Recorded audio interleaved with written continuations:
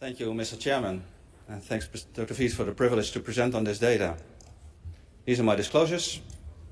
Ladies and gentlemen, during the last years, it became apparent that patients after EVA with a shrinking aneurysm have a better outcome when you compare them to patients with a stable aneurysm.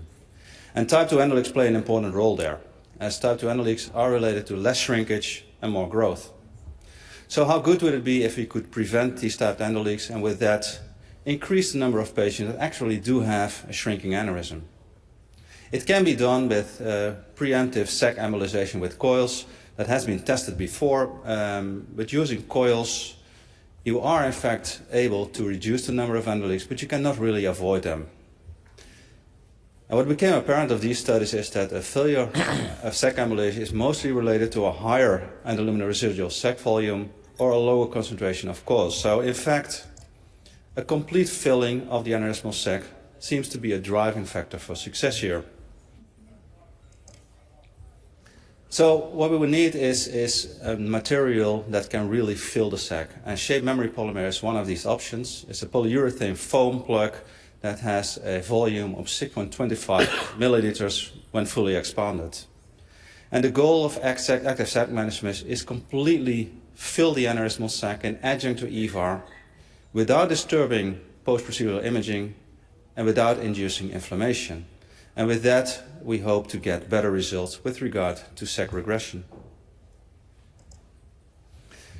So together with a group in New Zealand, we've performed two safety studies that were merged into one. There were 35 patients enrolled in this study, and the primary outcomes were typical for a safety study: technical success and major adverse event rate.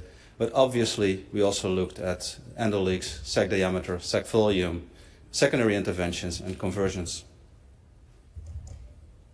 So how is this done? First, on the preoperative CT scan, the blood lumen volume was calculated.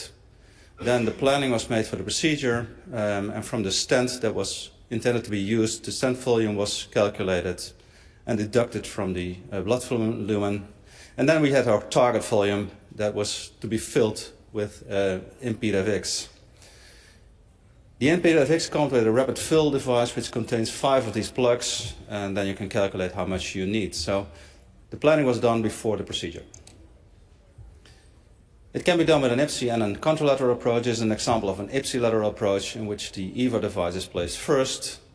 Then, before deployment of your limb, a Rosen wire is introduced in a boat position in the aneurysmal sac. For that, you don't need any upsizing. The main body is deployed. And then the limbs are placed, molded, except for the limb where the wire is. That's not molded at all. And then over the Rosen wire, a sheet is advanced in the aneurysmal sac, again in a boat position.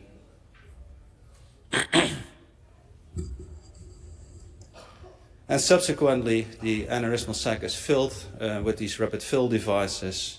And we do this quadrant-wise. So you start, in this case, in the right lower quadrant.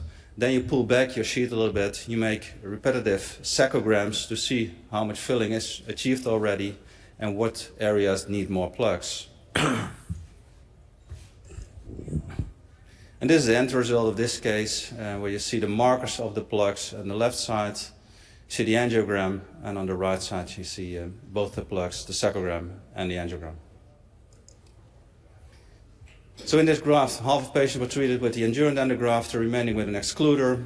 You see both the IPSI and the contralateral side were used, depending on the stent that was chosen. There was a 100% technical success rate, and the procedure took, on average, half an hour extra, and that's the time you need to have the coils fully expanded.